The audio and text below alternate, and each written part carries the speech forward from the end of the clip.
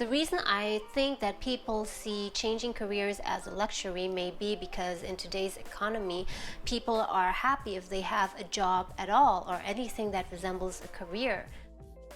People who think of changing careers as a luxury think about it in terms of how can I possibly afford to change careers? Because usually it would take extra time and some monetary loss might be involved while making that transition to the new career. But my question would be the exact opposite.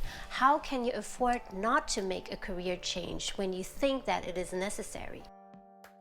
I look at career change as a necessity rather than a luxury. But of course, this is only the case if you are intending to change careers for the right reasons. If the only reason why you want to change your career is the possibility of getting a higher salary or perhaps better perks, or perhaps because you're just bored with your current job, then you are likely to encounter the exact same problems once you've changed to your new career. So let's say you work a 9-to-5 job, so that means you're working 8 hours, 9 hours, and sometimes you have to work overtime till 6 or 7 or even on the weekends.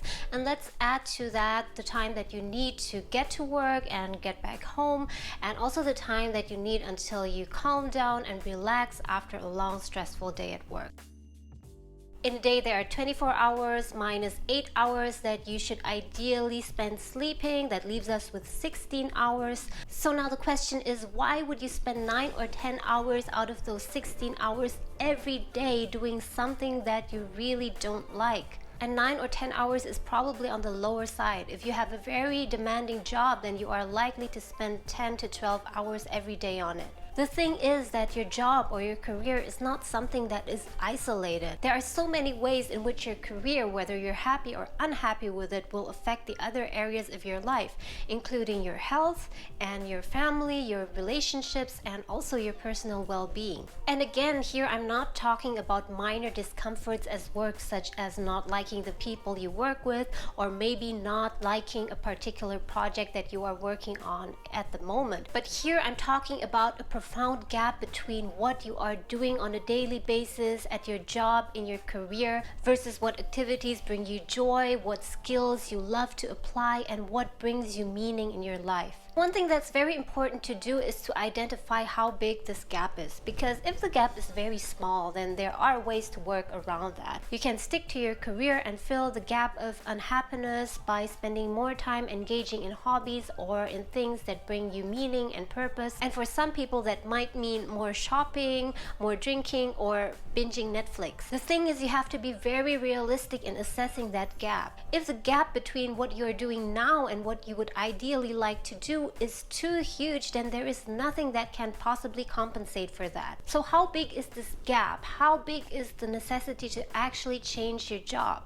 No one can answer this question but you. And even you will only be able to answer this question if you know yourself very well. So the decision whether or not to change your career, I personally think cannot be done in a short time. Rather, you should go through what I personally call an immersion process, during which you really find out what your ideal career would be and what activities you like to do, how you like to employ your skills, etc.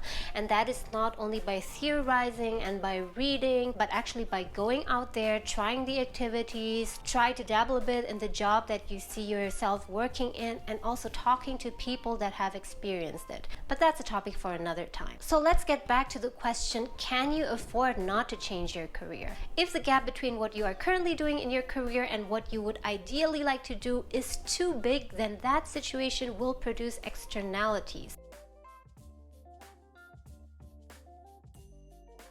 And what I mean by that it will have negative impacts on the other areas of your life that may be irreversible. For example, your health. If in the long term you are very unhappy with a particular situation and you don't do anything about it, that can cause you an enormous amount of stress that maybe right now you are not that aware of, but that can have a negative effect in the long term. Apart from affecting your own health and stress level, it will also affect your relationships, because it is very difficult to be happy with other people or help make other people happy if you yourself are unhappy. And let's not even think about making other people happy, because chances are that you are actively making them unhappy. Of course, everyone is responsible for their own happiness, but what I mean is that your unhappiness, your bad mood, your negativity will spread and affect other people around you. And I do believe that this has a multiplying effect. So if we believe that our health and our family and our relationship with other people